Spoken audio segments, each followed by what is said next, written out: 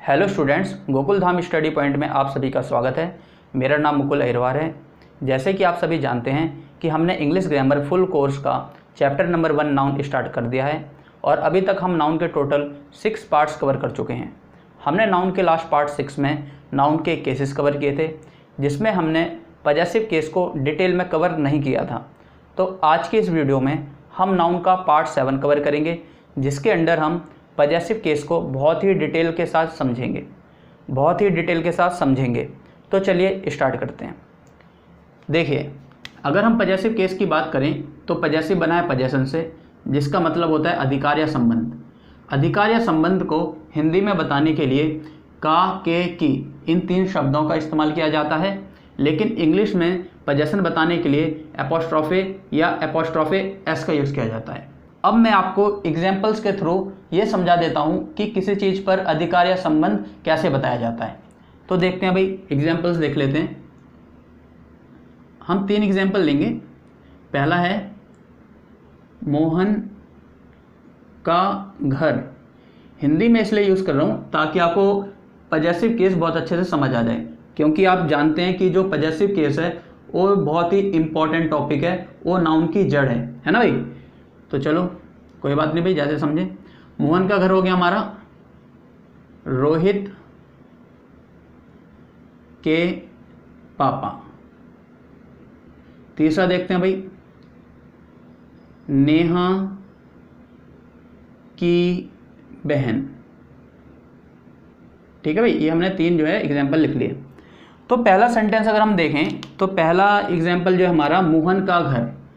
मोहन का घर, तो भाई घर किसका है? मोहन का। घर किसका है? मोहन का। तो भाई घर का संबंध किससे बता रहे हैं भाई? मोहन से। तो भाई अगर मैं पूछूं किसका घर है तो आप बोलेंगे मोहन का घर। ठीक है भाई, मोहन का घर।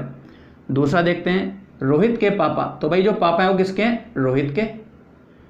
तो अगर मैं पूछूं भाई पापा किसके हैं तो आप बोलेंगे रोहित के पापा। ठीक है भाई, तो जो पापा का संबंध है वो किससे है भाई? रोहित से।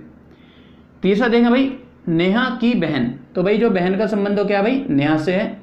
अगर मैं पूछूं भाई किसकी बहन है तो आप बोलेंगे नेहा की बहन। ठीक है भाई, तो यहाँ पर आपने एक चीज़ देखी, भाई इस सेंटेंस में का यूज़ हो रहा है, इसमें के यूज़ हो रहा है, इसमें ये की यूज़ हो रहा है। अगर हम ये 3 वर्ड हटा दें तो क्या रह जाएगा हमारे पास? मोहन घर, रोहित पापा, नेहा बहन। तो इसमें तो हमें कोई संबंध जो है पता चल ही नहीं रहा है ना। हमें किसी पर अधिकार पता चल ही रहा है भाई, किसका अधिकार किस पर है। तो जो हमारे का, के, की ये 3 वर्ड्स होते हैं ना, ये हिंदी में हमें संबंध या किसी चीज़ पर हमारा अधिकार बताते हैं। तो अब हम बात करते हैं एपोस्ट्रोफी और एपोस्ट्रोफी एस की। तो देखिए, सेंटेंस में कभी कभी सिर्फ एपोस्ट्रोफी का यूज़ होगा और कभी कभी एपोस्ट्रोफी के साथ एस भी आएगा। तो भाई कब सिर्फ एपोस्ट्रोफी का यूज़ होगा और कब एपोस्ट्रोफी के साथ एस का भी यूज़ होगा, हम आज की क्लास में इसको बहुत अच्छे से जानेंगे और समझेंगे। तो चलिए हम पजेसिव केस के कुछ रूल्स देख लेते हैं। अगर हम बात करें पजेसिव केस के रूल्स की, तो पजेसिव केस के जो रूल्स हैं उनको हम 4 कैटेगरी में डिवाइड करके पढ़ेंगे, जिसमें पहली कैटेगरी है लिविंग थिंग्स, सेकंड है नॉन लिविंग थिंग, थर्ड है प्लरल नाउन जिसमें एस या एस लगाओ, एंड लास्ट है पजेसिव प्रोनाउन। क्लियर? अब हम एक एक करके इनके रूल्स बहुत अच्छे से जान लेते हैं, समझ लेते हैं। चलिए स्टार्ट करते हैं। देखिए, लिविंग थिंग की पोजीशन बताने के लिए, लिविंग थिंग का अधिकार बताने के लिए हम या तो करते हैं एपोस्ट्रोफे एस का यूज़, या कभी कभी सिर्फ एपोस्ट्रोफे का यूज़ करते हैं। क्लियर? देखिए दोबारा रिपीट कर देता हूँ। लिविंग थिंग का जब हम किसी चीज़ से संबंध बताते हैं तो हम एपोस्ट्रोफे एस का यूज़ करते हैं, और कभी कभी हमारा जो है सिर्फ और सिर्फ एपोस्ट्रोफे यूज़ होगा। अब देख लेते हैं भाई, एग्जाम्पल के थ्रू देख लेते हैं। जैसे अगर मैं यहाँ से ही एग्जाम्पल ले लूँ, हमने देखा मोहन का घर, तो मोहन क्या है? हमारा लिविंग थिंग है। तो इसको अगर मुझे इंग्लिश में लिखना हो तो मैं लिखूँगा भाई मोहन्स होम। ठीक है भाई, मोहन्स होम मतलब मोहन का घर। जो हमारा एपोस्ट्रोफे एस है ना, ये का, के, की इसका रोल प्ले करते हैं। जैसे जैसे भाई सेंटेंस आता है उसके अकॉर्डिंग ये कभी का बन जाता है, कभी के बन जाता है, कभी की बन जाता है। देखते हैं कैसे बनता है भाई। तो इसका मतलब क्या हुआ, मोहन का घर। दूसरा देखते हैं रोहित के पापा। तो भाई हम इसको कैसे बताएंगे, रोहित फादर, मतलब रोहित के पापा। तो यहाँ पर आपने देखा, यहाँ पर जो हमारा एपोस्ट्रोफी एस है वो के का रोल प्ले कर रहा है, ये यहाँ पर के बन गया। तीसरा एग्जाम्पल देख लेते हैं, नेहा की बहन। तो यहाँ आ जाएगा नेहास सिस्टर। अब आपने यहाँ पर एक चीज़ नोटिस की, यहाँ पर जो हमारा एपोस्ट्रोफी एस है ये की बन गया है ना, नेहा की सिस्टर। पहले वाले में मोहन का, मतलब का रोल प्ले कर रहा था, रोहित के, दूसरे में के का प्ले कर रहा था, तीसरे में नेहा की, तीसरे में की। तो कहने का मतलब जो हमारा एपोस्ट्रोफी एस होता है ये का, के, की, इन तीनों का रोल प्ले करता है। ये सेंटेंस में अपने हिसाब से, सेंटेंस में जो रिक्वायरमेंट होती है उसके हिसाब से क्या करता है, ये अपने आप को चेंज कर लेता है। इतनी बात आपको समझ आ गई होगी। अब हम बात करते हैं कि ऐसा कब होता है कि भाई लिविंग थिंग की पोजीशन बताने में एपोस्ट्रोफी एस इस्तेमाल ना होके सिर्फ और सिर्फ एपोस्ट्रोफी यूज़ होता है। चलिए इसके लिए मैं एक दो एग्जांपल और लिख लेता हूँ ताकि आपको बहुत अच्छे से समझ आए। देखिए मैं लिख लेता हूँ, पीयूष का घर। यहाँ मैंने क्या लिखा था, मोहन का घर, अब मैंने भाई लिख दिया पीयूष का घर। लिख लेता हूँ पांचवा, अव्यांश के पापा। ठीक है भाई, मैंने क्या लिख लिया भाई, अव्यांश के पापा। चलिए ये दो एग्जाम्पल मैंने लिख लिए हैं, इनसे ही समझ लेते हैं, आपको इनसे ही समझ आ जाएगा। तो देखिए ये पीयूष क्या भाई, लिविंग थिंग। अब मुझे पीयूष का जो है घर बताना है ना, मतलब घर का संबंध किससे बताना है, पीयूष से। तो मैं इसको कैसे लिखूंगा, मैं लिखूंगा भाई पीयूष होम, ऐसे ही तो लिखूंगा भाई। मैंने ऐसे ही बताया आपको कि भाई लिविंग थिंग है तो एपोस्ट्रोफी एस लगा दो। अव्यांश के पापा, तो मैं कैसे लिखूंगा भाई, अव्यांश फादर। ये मैंने जो है आपको अभी तक इन तीन एग्जाम्पल्स में आपको समझाया था कि लिविंग थिंग के साथ भाई एपोस्ट्रोफी एस लगा दो संबंध बताने के लिए, है ना। तो अब मैं आपको जो बात बताने जा रहा हूँ उसको बहुत ध्यान से समझिएगा, क्योंकि यही छोटी छोटी बातें जो हैं वो पजेसिव केस की जड़ हैं, पजेसिव केस को समझने में आपकी हेल्प करेंगी। देखिए यहाँ पर वापस चलते हैं, इसमें क्या था भाई, मोहन का घर, रोहित के पापा, नेहा की सिस्टर। चलिए सही है। अब इन दो एग्जाम्पल्स को पढ़ लेते हैं। Piyush home, Piyush, Avyansh father, Avyansh father. तो आपने एक चीज नोटिस की, मैं यहां पर इस तरीके से क्या कर रहा हूं, आवाज निकाल रहा हूं। क्यों? क्योंकि जब मैं इस वर्ड की प्रोनाउंसिएशन कर रहा हूं तो मेरे मुंह से एक क्या साउंड निकल रहा है, एक साउंड निकल रहा है जिसको कहते हैं हम, इस तरीका साउंड निकल रहा है जिसको हम क्या कहते हैं भाई, हिसिंग साउंड, हिसिंग साउंड। ठीक है भाई, क्या निकल रहा है, हिसिंग साउंड। इसको और समझने के लिए कि भाई आपको अच्छे समझ आ जाए, आपको लंबे समय तक याद रहे, मैं यहाँ पर जो है ये चीज़ और बना देता हूँ। ड्राइंग थोड़ी ऐसे ही है। ये क्या भाई, स्नेक। ठीक है भाई, चलो इसको और बढ़िया से बना देते हैं। ये स्नेक हो गया। तो स्नेक का जो साउंड होता है वो कैसा होता है भाई, हिसिंग साउंड होता है ना। वो कैसे होता है भाई, हिसिंग साउंड होता है स्नेक का। तो मैं आपको बताना क्या चाह रहा हूँ, मैं आपको ये बताना चाहता हूँ कि भाई जिस वर्ड में भी हिसिंग साउंड आएगा वहाँ पर ध्यान से सुनिएगा, वहाँ पर एपोस्ट्रोफे एस ना आकर सिर्फ और सिर्फ एपोस्ट्रोफे आएगा। ठीक है भाई। अव्यांश, यहाँ पर भी की साउंड आ रही थी, तो यहाँ से ही भाई क्या हो जाएगा भाई, ये एस जो है ये क्या हो जाएगा भाई, कट्टास हो जाएगा। इतनी बात समझ में आ गई आपको। आप इस सेंटेंस को अपनी नोटबुक में हिंदी में ज़रूर लिखें कि भाई जिस भी वर्ड को पढ़ते समय हमारे मुंह से हिसिंग साउंड निकले, मतलब ऐसा साउंड निकले, तो उस केस में हम एपोस्ट्रोफे एस का यूज़ नहीं करेंगे, सिर्फ और सिर्फ एपोस्ट्रोफे का यूज़ करेंगे। इतनी बात आपको समझ आ गई होगी। तो भाई यही 2 रूल्स थे लिविंग थिंग की पोजीशन बताने के लिए। अब अगली बात करते हैं कि भाई नॉन लिविंग थिंग की पोजीशन हम कैसे बताते हैं। देखिए, तो चलिए सबसे पहले हम एग्जाम्पल देख लेते हैं जिससे आपको बहुत अच्छे से क्लियर हो जाए। जैसे मैं लिखता हूँ टेबल की टांग। अबे टेबल की टांग क्या है? टेबल की टांग भाई वही जो टेबल के पाए होते हैं। जैसे अगर हम बात करें, मैं यहाँ पर डायग्राम भी बना देता हूँ, हालांकि आप समझ गए होंगे लेकिन फिर भी मेरा ये फ़र्ज़ है कि आपको अच्छे से समझाऊँ। तो यहाँ पर जो टेबल और जो उसकी टांग है ना, दोनों की दोनों क्या है भाई? नॉन लिविंग थिंग है। तो भाई नॉन लिविंग थिंग में एक जो है रूल ये है कि भाई जब दोनों की दोनों चीज़ बोथ नाउन, ठीक है, दोनों के दोनों नाउन हो, वो कैसे हो? नॉन लिविंग होने चाहिए, मतलब एक भी जो है लिविंग नहीं होने चाहिए। जैसे यहाँ पर मोहन का घर था, तो घर तो भाई हमारा नॉन लिविंग था, लेकिन जो मोहन था ना वो क्या था भाई? लिविंग था। इसलिए हमने भाई ये वाला रूल जो है लिविंग थिंग के अंडर कर लिया, क्योंकि कोई ना कोई एक जो है वो क्या था भाई? लिविंग थिंग था। लेकिन यहाँ पर केस क्या बनता है नॉन लिविंग थिंग में कि भाई जो बोथ नाउन है, ठीक है भाई, बोथ नाउन, वो दोनों के दोनों क्या होने चाहिए भैया? नॉन लिविंग होने चाहिए। तभी हमारा जो है नॉन लिविंग का पोजीशन रूल जो है वो वहाँ पर अप्लाई होगा। तो भाई समझ लेते हैं। जैसे टेबल की टांग को अगर मैं लिखूं तो भाई लिखना तो ऐसे चाहिए मुझे, टेबल स्लैग, कि भाई टेबल की टांग। जैसे यहाँ पर लिख रहे थे भाई मोहन का घर, ऐसी टेबल की टांग। लेकिन नहीं, ये बिल्कुल गलत है। ये जो मैंने लिखा है ये गलत है। तो भाई अब सही कैसे होगा इसको समझ लेते हैं। भाई यही चीज़ तो हमें समझनी है।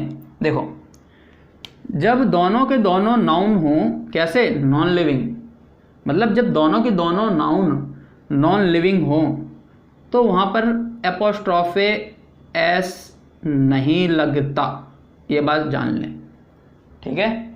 रिपीट कर देता हूँ, जब दोनों के दोनों नाउन जो हैं नॉन लिविंग हो तो वहाँ पर एपोस्ट्रोफे एस नहीं लगता। तो भैया क्या लगता है? तो भैया वहाँ लगता है, पेन चेंज कर लेता हूँ, सिर्फ और सिर्फ ऑफ। क्या लगता है वहाँ? ऑफ। अब ये ऑफ कैसे लगेगा देख लेते हैं। क्या मैं इसको ऐसे लिख दूं, टेबल ऑफ लैग? जी नहीं, ये गलत है। देखिए, ऑफ लगाने का भी एक तरीका होता है। इसमें क्या होगा, जो जिसका संबंध हम बताते हैं जिस चीज़ का, वो पहले आ जाती है लैग। ये एपोस्ट्रोफी एस जो है ये कन्वर्ट हो जाता है ऑफ में। मैंने बताया भाई एपोस्ट्रोफी एस नहीं आएगा, इसकी जगह क्या आ जाएगा भाई? ऑफ। और जिस चीज़ की हम बात कर रहे होते हैं वो हमारी आ जाएगी सबसे एंड में। तो हम बात क्या करेंगे भाई? Lag of table. क्लियर? चलिए एक एग्जांपल और देख लेते हैं। दूसरे एग्जांपल लेते हैं हम। जैसे एग्जांपल लेते हैं बोतल का ढक्कन। बोतल का ढक्कन। तो भाई यहाँ पर जो बोतल है और जो ढक्कन है ये दोनों के दोनों क्या है भाई? Non living. तो नॉन लिविंग है तो भाई नॉन लिविंग को हम ऐसे तो लिख नहीं सकते कि भाई ऐसे लिख दें हम बॉटल्स कैप, क्योंकि भाई नॉन लिविंग है, ठीक है। हम इसको कैसे लिखेंगे? हम लिखेंगे भाई जो हमारा कैप है इसको हम ले आएंगे यहाँ पर सबसे पहले, अपोस्ट्रोफी एस जो है ये कन्वर्ट हो जाएगा ऑफ में, और जो बॉटल है वो सबसे एंड में। तो क्या हो जाएगा भाई? कैप ऑफ बॉटल हो जाएगा। क्लियर? तो भाई ये बात तो आपको बहुत अच्छे से समझ आ गई होगी। अब नॉन लिविंग थिंग में हमने ये तो समझ लिया कि जब दोनों की दोनों चीज़ें नॉन लिविंग थिंग हो तो वहाँ पर हम अपोस्ट्रोफी एस का यूज़ नहीं करते, वहाँ पर हम क्या करते हैं? ऑफ का यूज़ करते हैं, ठीक है। लेकिन मैं आपको एक चीज़ और बताना चाहता हूँ। यहाँ पर एक बहुत इंपॉर्टेंट जो है वो रूल है, एक बहुत इंपॉर्टेंट रूल है, ये बहुत ज़्यादा ही इंपॉर्टेंट है, ठीक है। इसको हम क्या कहते हैं? एक्सेप्शन। एक्सेप्शन का मतलब ये है कि भाई ये रूल सभी चीज़ में अप्लाई होगा, लेकिन कुछ चीज़ों में यूज़ नहीं होगा जो चीज़ें मैं यहाँ पर लिखने वाला हूँ, ठीक है। जैसे मैंने आपको अभी बताया कि भाई नॉन लिविंग थिंग में एपोस्ट्रोफी एस का यूज़ नहीं होता, सिर्फ और सिर्फ ऑफ का होता है। लेकिन एक एक्सेप्शन ये भी है कि अगर हम टाइम की बात करें या प्लेस की बात करें या हम हेवनली बॉडी की बात करें, हेवनली बॉडी की बात करें, ये होता क्या है ये सभी बता दूंगा अभी मैं, या हम बात करें idiom phrases, idiom and phrases. अगर हम इन 4 चीज़ों की बात करें, ये जो मैंने आपको 4 चीज़ें बताई हैं, ठीक है, तो इन 4 चीज़ों के साथ हमारा जो एपोस्ट्रोफे एस है वो आता है भाई, सीधी सी बात ये, हमारा क्या आता है भाई, एपोस्ट्रोफे एस जो है वो आता है। ये चारों की चारों चीज़ जो हैं वो नॉन लिविंग थिंग हैं, लेकिन फिर भी इनके साथ एपोस्ट्रोफे एस आता है। क्यों आता है मैं आपको बता देता हूँ। जैसे भाई कोई समय है, टाइम है ना, जैसे टुडे, यस्टरडे, टमोरो, ये एक समय है। तो समय जो है वो कोई सा भी समय हो, उस समय को हम क्या करते हैं भाई, जीते हैं, समझ रहे हैं आप। उस समय में हम क्या करते हैं, अपना जीवन स्पेंड करते हैं। तो हमारा एक्चुअल जो समय है वो तो आता है नॉन लिविंग में, लेकिन हम इसको मान के चलते हैं, हम ये मान के चलते हैं कि उस समय में, जैसे मैं आज की बात करूँ या अभी की बात करूँ, तो अभी मैं क्या कर रहा हूँ, जो टाइम है, जो समय है, उसमें भाई जी रहा हूँ, है ना, जी रहा हूँ, मतलब उसको एंजॉय कर रहा हूँ, उसको फील कर रहा हूँ। तो उसको हम क्या मानते हैं, उसको हम थोड़ा बहुत लिविंग की साइड ना उसको ले जाते हैं। मैं आपको यहाँ पर रिपीट कर देता हूँ कि भाई ये नॉन लिविंग है, लेकिन हम थोड़ा मान के चलते हैं, थोड़ा मान लेते हैं यहाँ पर कि भाई जो हमारा समय है ना, उसको हम मतलब प्रॉपर जो है वो नॉन लिविंग नहीं मानेंगे, तो यार इसको ना एपोस्ट्रोफी लगा देते हैं, हम ये मान लेते हैं। ये ग्रामर का रूल कहता है, ठीक है, ये मैं नहीं कह रहा हूँ, ये ग्रामर का रूल कहता है कि भाई समय में ना एपोस्ट्रोफी एस लगा दो, ठीक है। बात करें प्लेस की, प्लेस मतलब कोई भी जगह, तो जैसे मैं बात करूँ आगरा, है ना, तो आगरा है, तो यार आगरा एक जगह है, और मैं उसे आज जाके देखूं या 10 दिन पहले जाके देख चुका हूं या 10 दिन बाद जाके देखूंगा, आगरा वहीं पर ही रहेगा, उसी जगह पर रहेगा, मतलब वो उसी जगह पर ही रहेगा। मतलब है तो आगरा भाई नॉन लिविंग थिंग, लेकिन उसको हम मान के चलते हैं कि भाई उसी जगह पर है, प्रेजेंट है, वहीं पर ही है, तो हम उसको मान के चलते हैं कि भाई उसको थोड़ा सा ना लिविंग साइड ले जाते हैं, उसमें रूल ना लिविंग वाला लगा देते हैं, क्योंकि हम ये मान के चलते हैं कि जो जगह है ना वो पहले भी वहाँ पर थी, आज भी वहाँ पर है और कल भी वहाँ पर ही रहेगी। तो हम उसमें क्या करते हैं भाई, लिविंग थिंग वाला जो है क्या कर देते हैं, रूल लगा देते हैं, वहाँ पर एपोस्ट्रोफी एस लगा देते हैं। क्लियर। अब हम बात करें हेवनली बॉडी, तो भाई हेवनली बॉडी का मतलब ये है कि हमारे यूनिवर्स में जितने भी प्लैनेट्स हैं, जितने भी सैटेलाइट्स हैं, सबके सब जो हैं हेवनली बॉडी का पार्ट हैं। तो हेवनली बॉडी में हम क्या करते हैं, एपोस्ट्रोफी एस का यूज़ करते हैं। इसको है तो भाई नॉन लिविंग थिंग, लेकिन इसमें हम लिविंग थिंग का जो रूल है वो अप्लाई करते हैं। क्यों करते हैं ये मैं आपको बता देता हूँ। देखिए अगर मैं बात करूँ अर्थ की, तो अर्थ क्या भाई हेवनली बॉडी है, क्योंकि वो एक प्लैनेट है। लेकिन अर्थ में रहने वाले जो लोग हैं वो भाई क्या है, लिविंग थिंग है। पेड़ पौधे हैं लिविंग थिंग, जीव जंतु वो भी लिविंग है। और जैसे हमारे मकान हो गए ये नॉन लिविंग थिंग हो गए ना, पहाड़ हो गए, चट्टान हो गए, ये भी नॉन लिविंग है। तो मतलब अर्थ में लिविंग भी हो रहे हैं और नॉन लिविंग भी रह रहे हैं। तो यहाँ पर अर्थ पर क्या है, एक जीवन है, और जीवन है तो मतलब वो लिविंग है। तो इसीलिए हम क्या करते हैं, जो हमारे हेवनली बॉडी है उसमें हम क्या करते हैं भाई, एपोस्ट्रोफी एस यूज़ करते हैं। अब आपके माइंड में एक सवाल आया होगा कि भाई अर्थ में चलो लोग रह रहे हैं, तो हमने क्या किया, यहाँ पर पॉजेसिव केस जो है लिविंग थिंग वाला यूज़ कर लिया। लेकिन भाई वीनस और जुपिटर पे तो लोग रह नहीं रहे, तो भाई उसमें हम एपोस्ट्रोफी एस क्यों लगाएं। तो भैया देखो इसमें ना जो रूल होता है ना, वो किसी भी चीज़ के लिए ना अगर कोई कैटेगरी है तो उसमें यार फिक्स रूल होता है। ऐसा नहीं है कि इस प्लैनेट के लिए अलग से रूल बना दो, उसके लिए अलग बना दो, है ना। तो ग्रामर ने क्या किया, ग्रामर ने ये कहा कि भाई जो हेवनली बॉडी है उसमें भाई एपोस्ट्रोफी एस लगा दो, उसमें लिविंग थिंग वाला जो है रूल लगा के चलो। लास्ट देखते हैं इडियम फ्रेजेस, मतलब मुहावरे और लोकोक्तियाँ। जो मुहावरे और लोकोक्तियाँ हैं ये क्या होता है, लोगों के द्वारा जो है, हमारे जो पहले पूर्वज थे, जो पहले से कथाएँ चली आ रही हैं, मान्यताएँ चली आ रही हैं, उसके बेस पर भाई बनाई गई। उसमें हम क्या कर सकते हैं, अपनी तरफ से इंटरफेयर नहीं कर सकते, अपनी तरफ से कुछ चेंजेस नहीं कर सकते, है ना। वो जैसे की जैसी हैं वैसे की वैसी जो हैं अभी भी हैं और रहेंगी भी, ठीक है ना। और 10 साल पहले भी वैसी थी। तो उसमें भी हम क्या है भाई, एपोस्ट्रोफी एस का यूज़ करते हैं, लिविंग थिंग का जो है क्या करते हैं भाई, रूल अप्लाई करते हैं। तो ये जो 4 चीज़ें हैं ना, time, place, heavenly body and idiom phrases, इसमें क्या होता है, इसमें ऑफ का यूज़ नहीं होता, इसमें एपोस्ट्रोफी एस का यूज़ होता है। इतनी बात आपको समझ में आ गई, ठीक है। इसका भी एक एग्जांपल दे देता हूँ। जैसे मैं बात करूँ अर्थ सरफेस, है ना, मतलब पृथ्वी का जो है सरफेस, ठीक है भाई, पृथ्वी का जो सरफेस है उसकी बात कर रहा हूँ। तो भाई यहाँ पर देखो अर्थ नॉन लिविंग, सरफेस भी नॉन लिविंग, फिर भी हमने अपॉस्ट्रॉफी एस यूज़ किया। क्यों? क्योंकि जो हमारा अर्थ है वो हमारा क्या है भाई, हेवनली बॉडी है। इतनी सी बात है।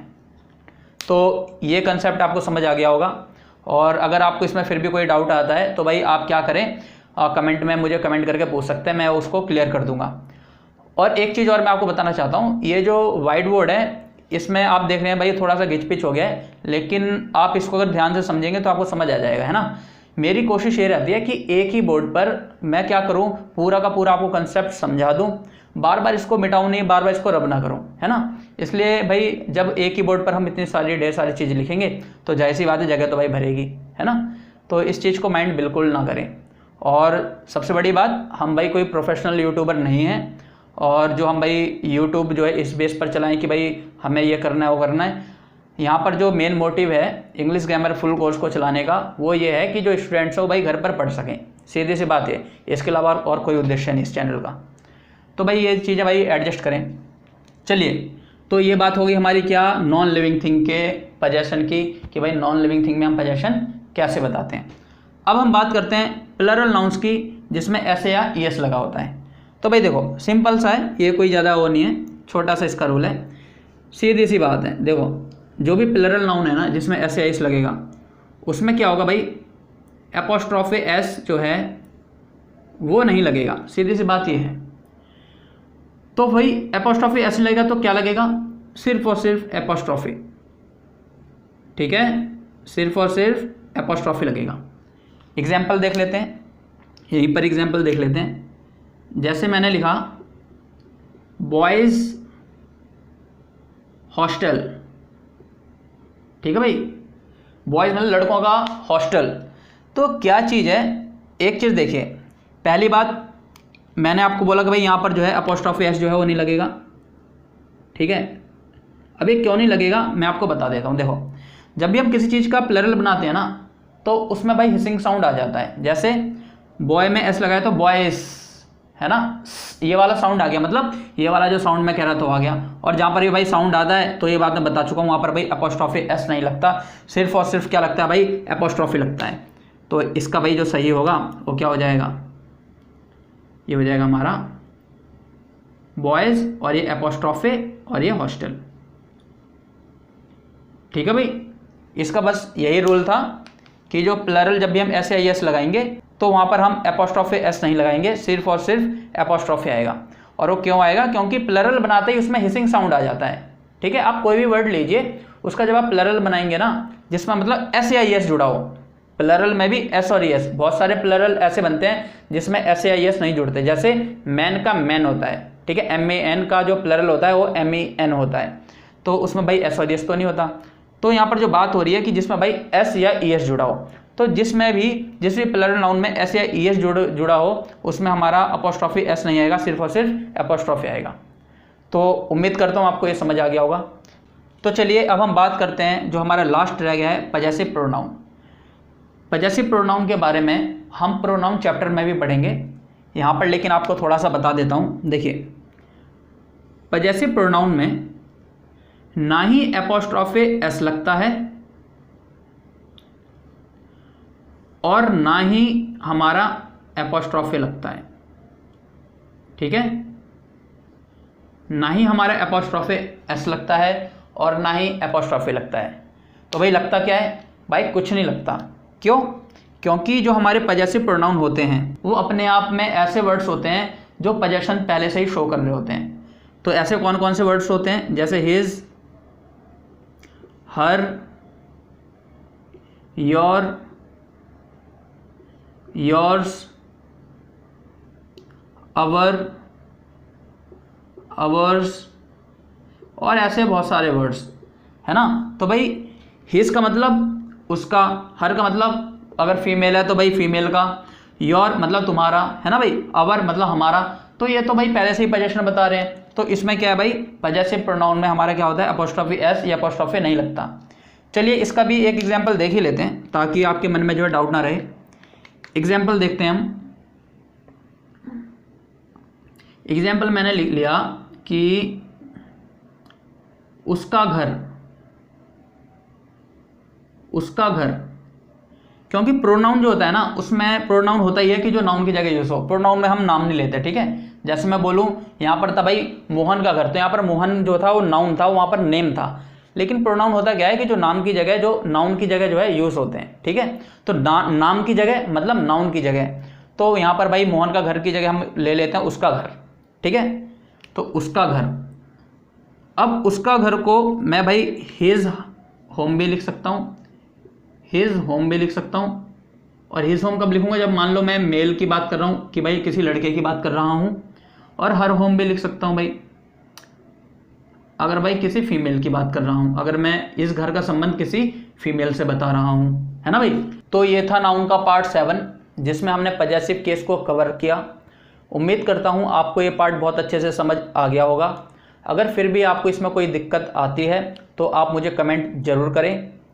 और अगर आपको लगता है कि मेरी बनाई गई वीडियोस से आपको कुछ नया सीखने को मिलता है तो ये चैनल को सब्सक्राइब ज़रूर करें और जितना हो सके इन वीडियोस को शेयर करें, ताकि बाकी सभी आपके दोस्त भी इस लॉकडाउन के हार्ड टाइम में इंग्लिश ग्रामर फुल कोर्स का लाभ ले सकें। साथ ही साथ आप अपनी सेहत का भी ख्याल रखें, घर पर रहें, सुरक्षित रहें। Thank you so much.